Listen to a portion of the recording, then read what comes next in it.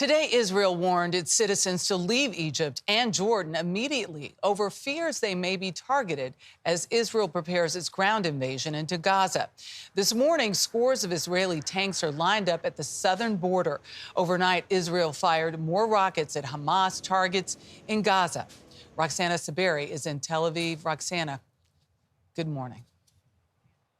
Michelle, our colleague in Gaza, tells us there was a lull in Israel's strikes there yesterday from around midday while Hamas released those two American hostages and until they arrived safely back here in Israel. But then in the evening, the strikes began again.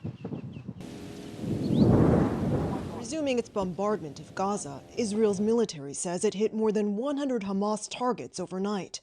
But this morning, witnesses said Israel struck this family's house in Gaza City. This woman cries the strike hit innocent children, their father and grandmother, while they were sleeping.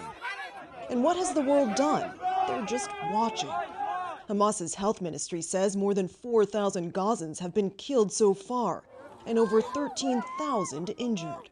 Many treated at this hospital, where the Palestinian Red Crescent says Israeli forces have warned it to immediately evacuate ahead of a potential airstrike.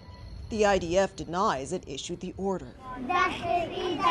In the south of the Gaza Strip, where the UN says around 600,000 have taken refuge, these children are trying to forget the horrors of war. But Reem Abu Jarrad told CBS News they still cry at night. Stop the war. Stop the war. We want peace. But there are no signs the war will end soon.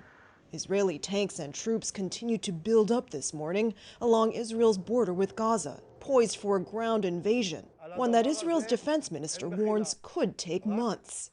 2 weeks since Hamas's brutal attacks on Israel, we didn't hear from him. The family of Hananyo Blanca says he's still missing.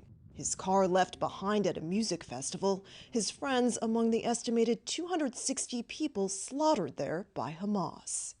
You just want closure. You want answers. Yes.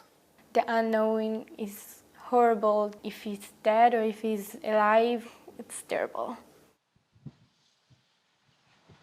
Israel says in addition to the more than 1,400 people killed in the Hamas attack, up to 200 are missing. Up to 200 Israelis are missing, and another 210 people are still held hostage in Gaza. Rescuing them during a major ground invasion will be challenging.